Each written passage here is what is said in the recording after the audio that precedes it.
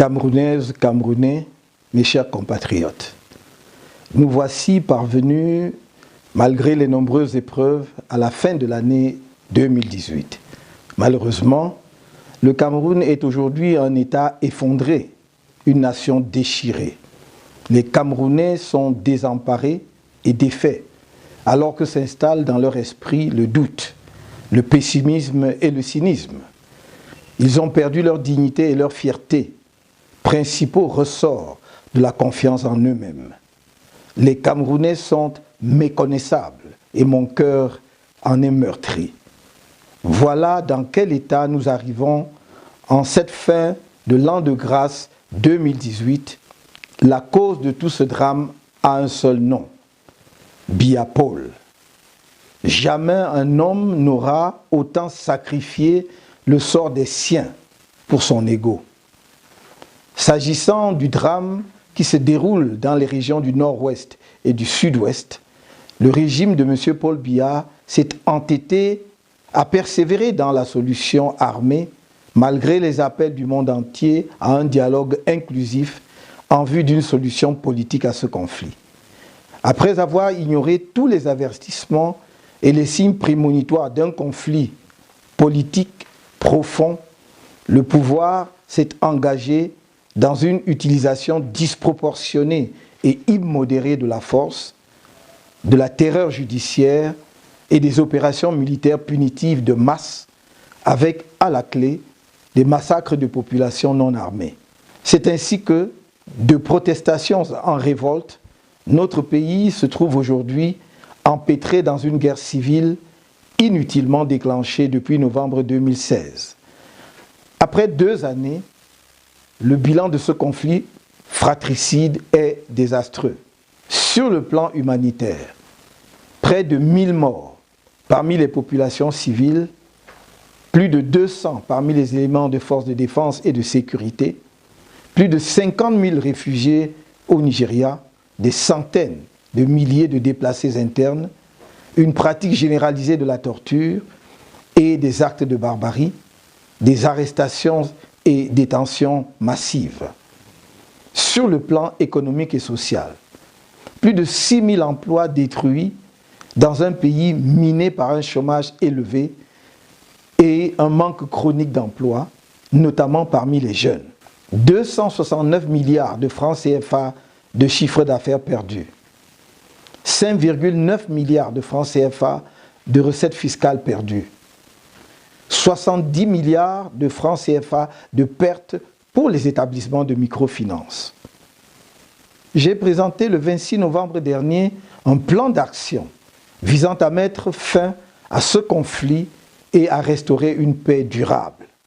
Il s'agissait d'un ensemble cohérent de mesures dont chaque élément est articulé aux autres, dans un maillage qui en garantit la réussite.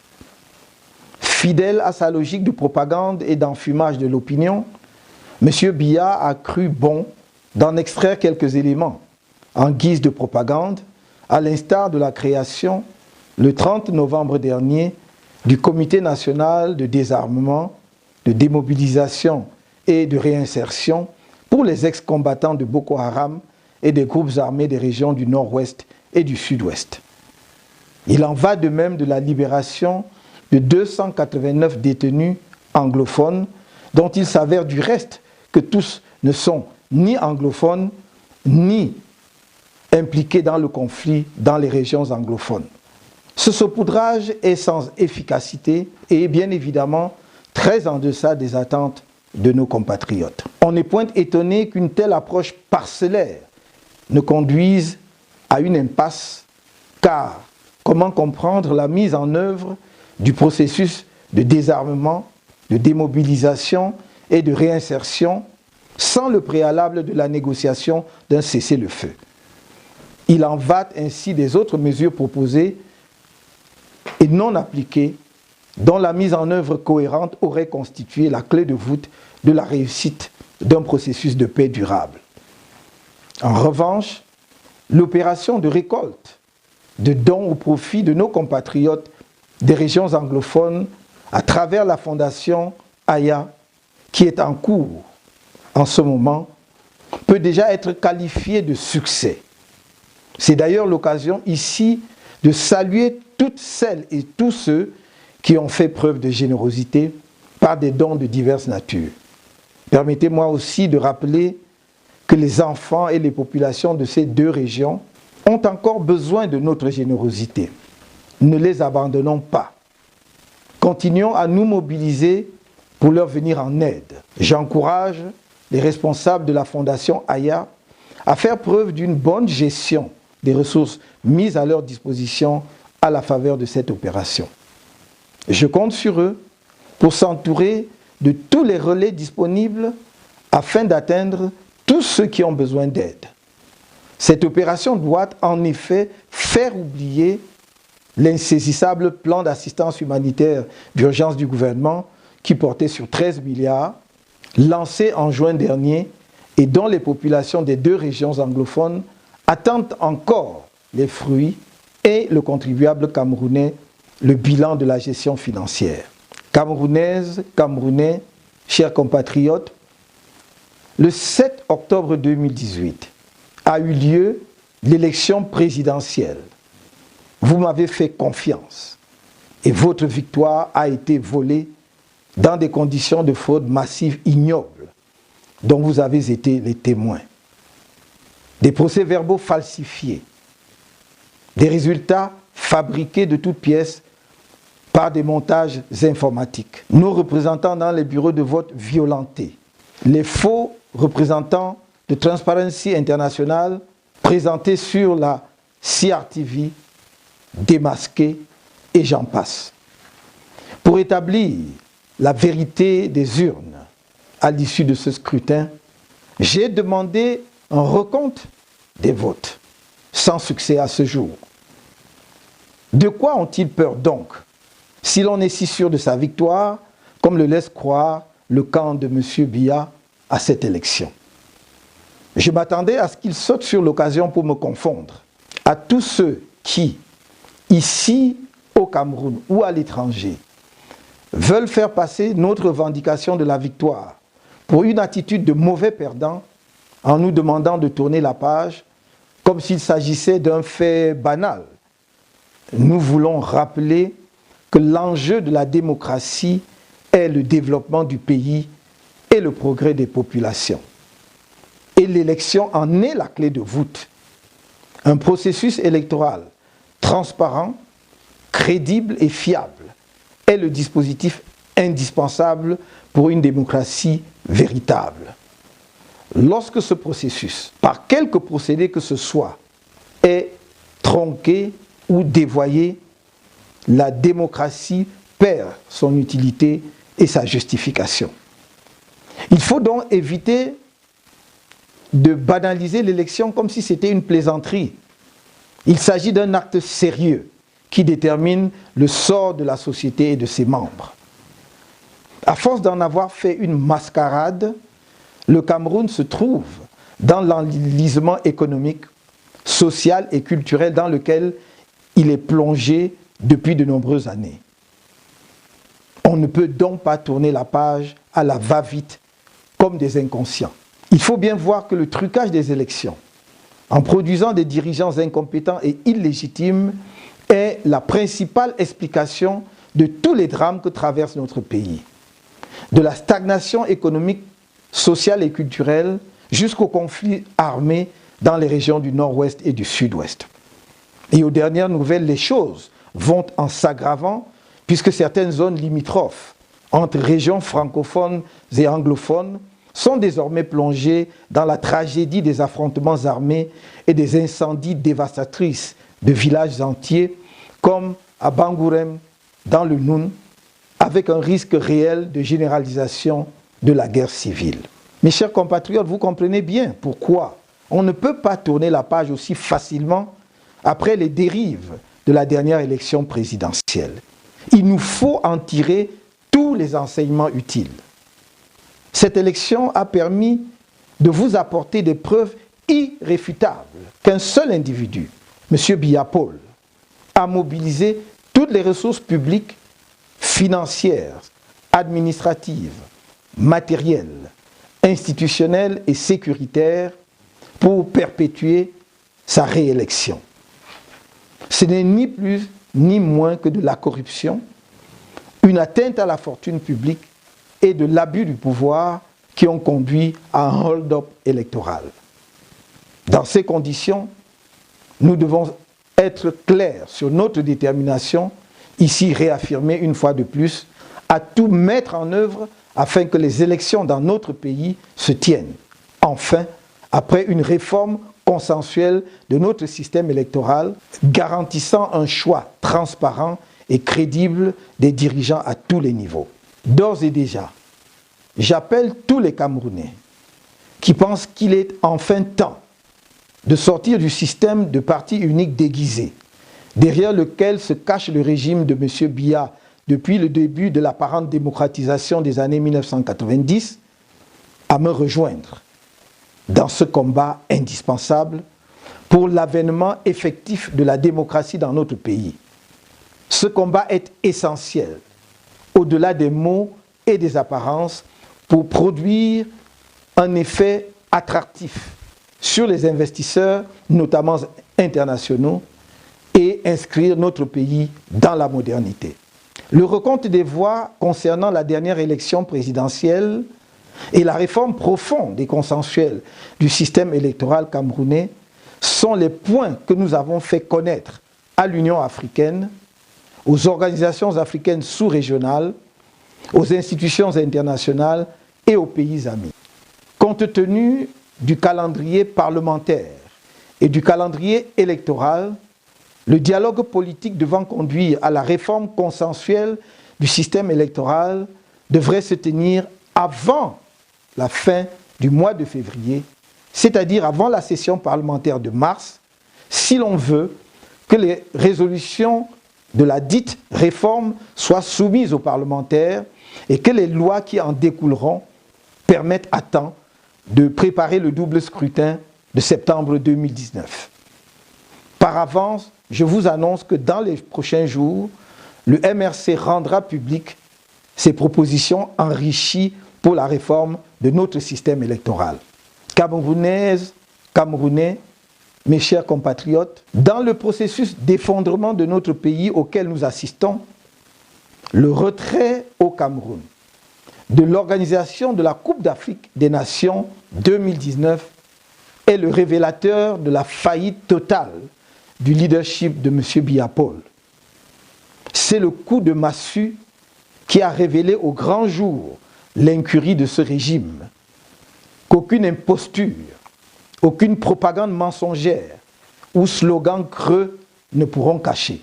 C'est le signe révélateur de l'incompétence de ce pouvoir dont le chef s'avance à la légère, aux premières lignes, pour promettre et ne point tenir. Le Cameroun sera prêt le jour dit « J'en prends l'engagement », a-t-il promis. Or, c'est en septembre 2014, faut-il le rappeler, que la CAF a attribué au Cameroun l'organisation de cette CAN 2019. Cette attribution que le régime de M. Biya a brandie comme un trophée, alors même qu'il n'a rien fait pour le sport en général et pour le football en particulier, après plus de 30 ans au pouvoir, a vite fait naître de gros appétits au sein d'un système dont la réputation en matière de corruption et de détournement des deniers publics est mondialement établie.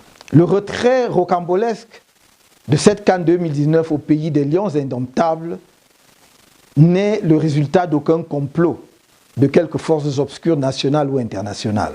Il est la manifestation palpable des défaillances du leadership et de la gouvernance que nous cumulons depuis des décennies, peut-être sans y faire attention. En effet, pour peu qu'on y réfléchisse, on aurait pressenti à la lecture des échecs antérieurs du régime en place que l'organisation de la CAN 2019 ne pouvait être que la chronique d'un fiasco annoncé d'avance.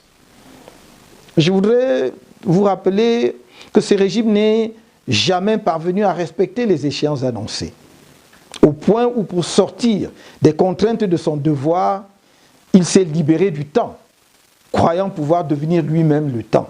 Ainsi, en fut-il de la célébration du cinquantenaire de la réunification, originellement prévue en 2011 et qui se fêtera en 2014 avec 3 ans de décalage donc.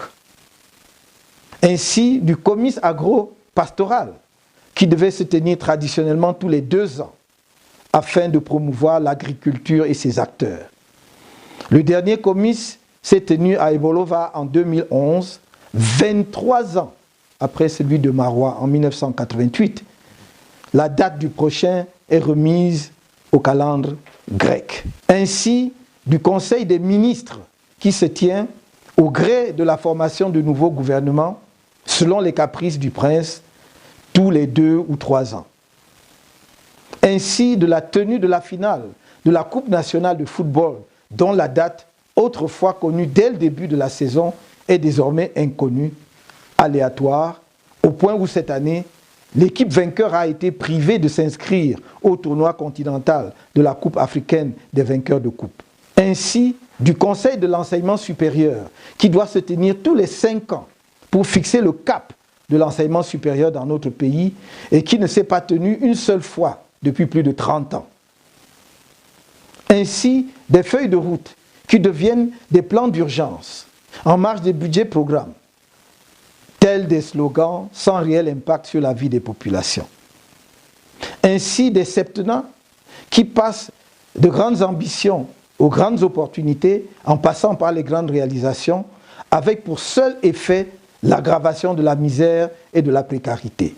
Ainsi, des grands projets engagés par le régime de M. Biya, jamais achevés dans les délais et dont les coûts, selon un rapport de la Banque mondiale, s'avèrent de 2 à 6 fois supérieurs à des projets similaires dans des pays de niveau de développement comparable. Ces projets sont transformés en une formidable source d'enrichissement personnel pour les hauts fonctionnaires de l'État et des proches de M. Biya en toute impunité. Ainsi, au niveau international, de la passation du témoin au président en exercice suivant de l'OUA en juillet 1997, où M. Biya était absent, n'ayant pas cru devoir faire le déplacement d'Harare au Zimbabwe, alors qu'il était le président en exercice sortant de l'OUA depuis le sommet de Yaoundé de 1996. Ainsi, de son absence systématique au sommet des chefs d'État de l'Union africaine, mais aussi bien souvent des organisations sous-régionales.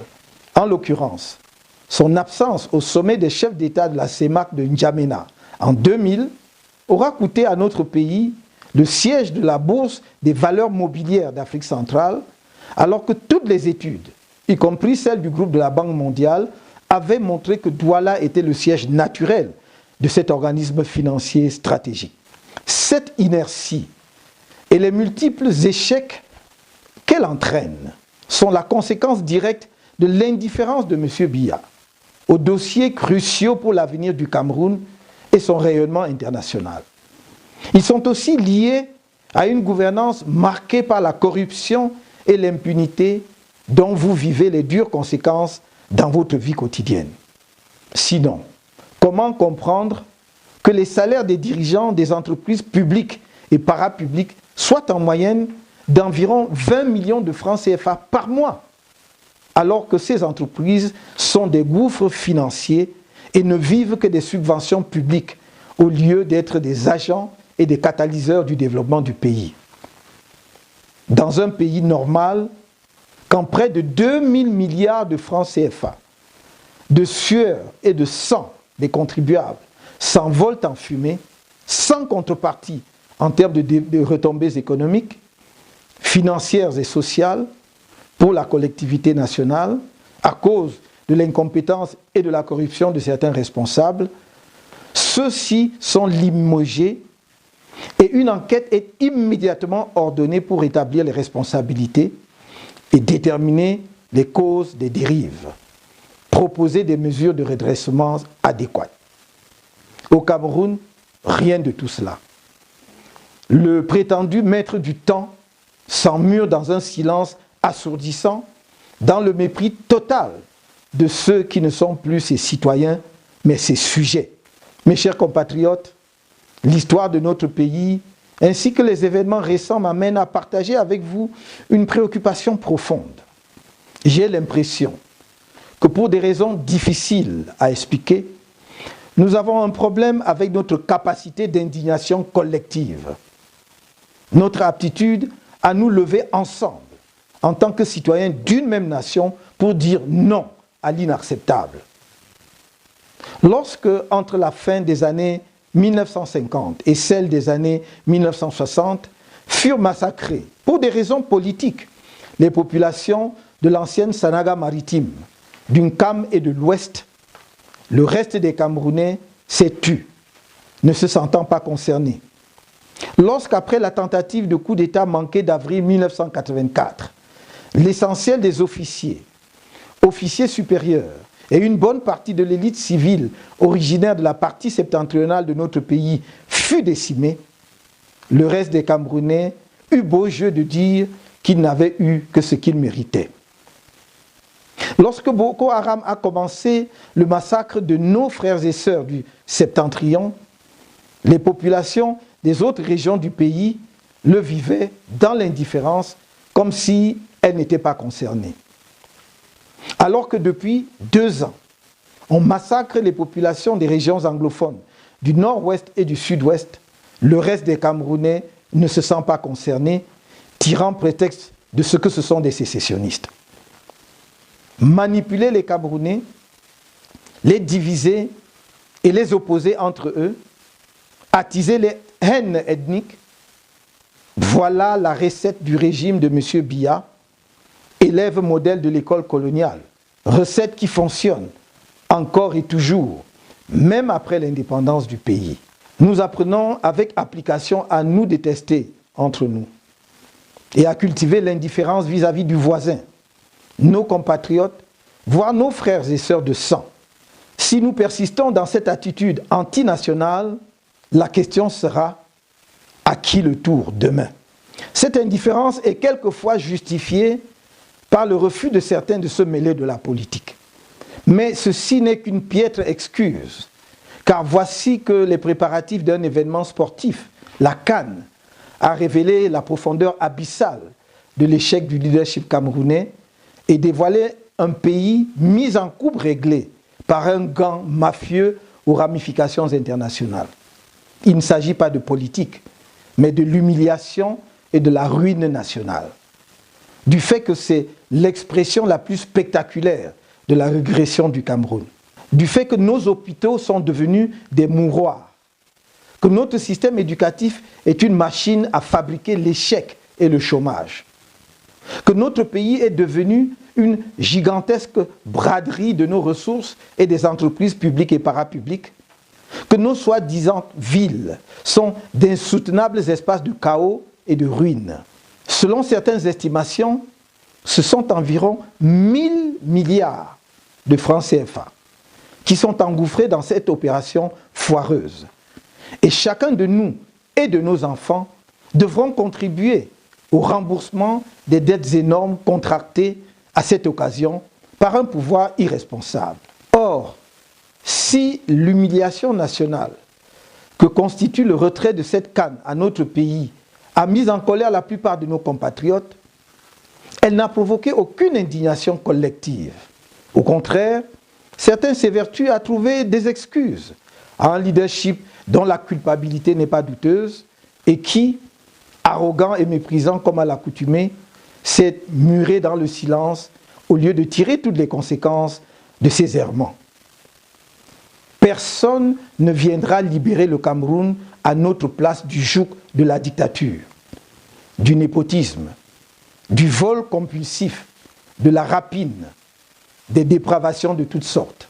Regardez l'histoire des nations et vous verrez que c'est chaque peuple qui se libère par lui-même, que ce soit en Europe, en Amérique, en Asie ou en Afrique. Nous devons consentir collectivement des sacrifices importants pour libérer notre pays d'un régime mafieux, incompétent, corrompu et vénal. Nous le devons à la jeunesse camerounaise et aux générations futures.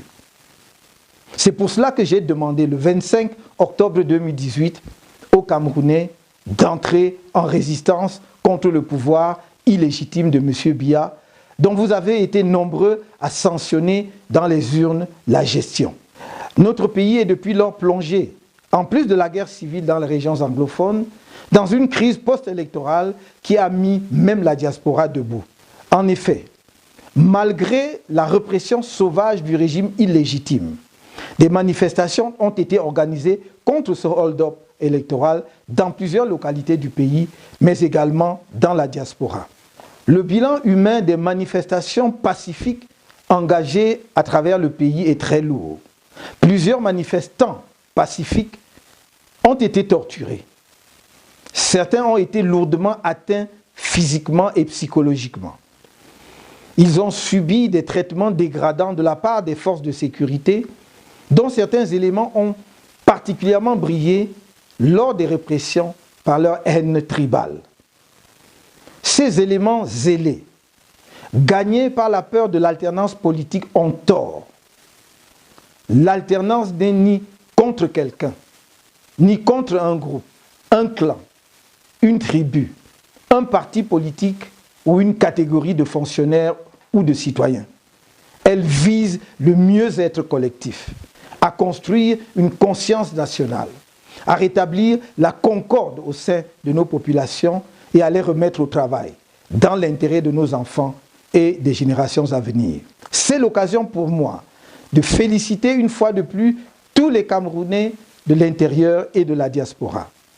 Les membres de la coalition qui a soutenu ma candidature et mes camarades du MRC, qui se sont levés pacifiquement, mais fermement, pour dire non au hold-up. De souhaiter un prompt rétablissement à celles et ceux qui ont été blessés et ceux qui sont en convalescence. De rassurer ceux qui sont encore en attente de jugement et que nous ne les abandonnons jamais. Je voudrais relever ici le rôle historique et primordial de notre diaspora dans cette lutte de libération.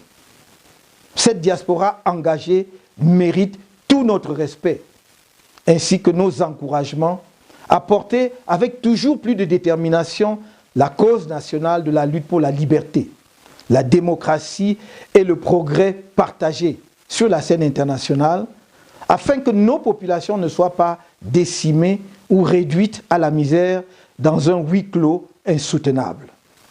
La deuxième phase du plan national de résistance est en cours. Elle prévoit le dépôt pour des marches les 6 et 22 de chaque mois sur l'étendue du territoire national des déclarations de manifestations publiques auprès des sous-préfectures ayant pour objet non au hold-up et l'organisation d'une journée citoyenne où des sujets d'intérêt national sont abordés.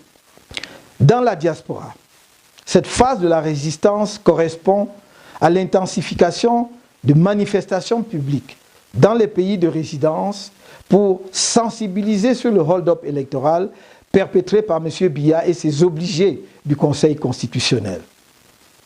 J'invite tous ceux qui sont chargés du déploiement de toutes ces opérations, tant au niveau national que dans la diaspora, à redoubler d'ardeur et à veiller à remplir, chacun en ce qui le concerne, ses missions avec dévouement et patriotisme. Dès à présent, je vous invite à préparer activement la réussite populaire de la grande mobilisation citoyenne, républicaine et pacifique qui débutera en mi-janvier sur l'ensemble du territoire national. Il s'agira des marches de l'indignation, de protestation et de colère à la fois, contre la guerre dans le nord-ouest et le sud-ouest, pour dire non, cette guerre ne se fait pas en notre nom. Contre l'assassinat de la démocratie par les fraudes électorales massives et le vol de l'élection, pour dire non au hold-up électoral. Contre la corruption, le détournement et le pillage dans l'impunité de l'argent public et des ressources de la nation, notamment par un gang de malfaiteurs qui tentaient de dissimuler leur forfait sous le couvert de l'organisation de la 32e Coupe d'Afrique des Nations pour dire non aux crimes contre la fortune publique.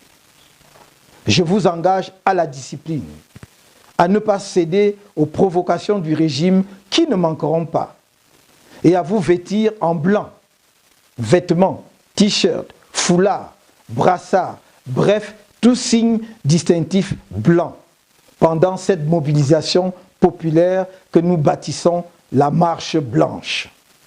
Je tends la main à tous les compatriotes, y compris à ceux du RDPC, qui désormais peuvent réaliser par eux-mêmes que ceux qui dirigent le pays sont insensibles à leur souffrance et non à la vérité pour seule ambition que de piller l'État, aux associations de la société civile, à la diaspora, afin qu'ensemble, nous passions enfin un message fort et patriotique à M. Biya. Nous avons affaire à un régime prébendier qui, selon la Banque mondiale, a, en 2017, utilisé 52% du budget de l'État, soit un peu plus de 2000 milliards de francs CFA pour le fonctionnement, a dépensé 35 milliards rien que pour les frais de carburant et 42 milliards pour des gratifications. Ce régime multiplie par 2, voire par 6, le prix de tous les grands travaux engagés dans le pays sous l'autorité directe de M. Biya. Selon la radio-télévision suisse, ce dernier a passé 4 années et demie de ses 36 ans de pouvoir à Genève pour un coût total de 65 milliards de francs CFA environ et refuse obstinément, depuis plusieurs années, l'application de la loi sur la déclaration des biens et avoirs des hauts responsables de l'État et des entreprises publiques. Face à un tel régime, nous devons résister.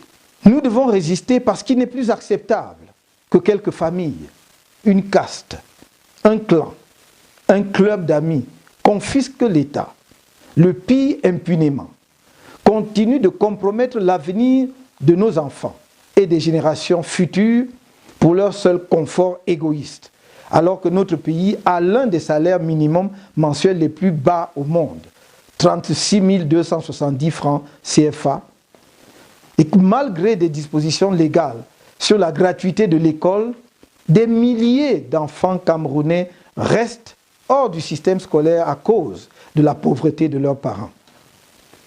Que les soins les plus élémentaires restent payants dans les hôpitaux publics qui, en réalité, sont des mouroirs. Et que la pauvreté reste galopante et l'indice des inégalités préoccupant. Faites confiance à votre humble serviteur, le président élu et légitime du Cameroun, pour rester toujours à vos côtés, pour relever la nation, lui rendre son orgueil d'antan, aujourd'hui bafoué, la construire et la rassembler dans toute sa diversité culturelle, linguistique, religieuse, ensemble avec vous. Faites-moi confiance pour rendre notre nation prospère et juste, moderne et puissante, réfractaire au tribalisme, qui nous affaiblit plus qu'il ne nous prépare aux défis mondiaux auxquels est confronté notre pays. Vous pouvez compter sur moi pour que nous réalisions ensemble la renaissance nationale.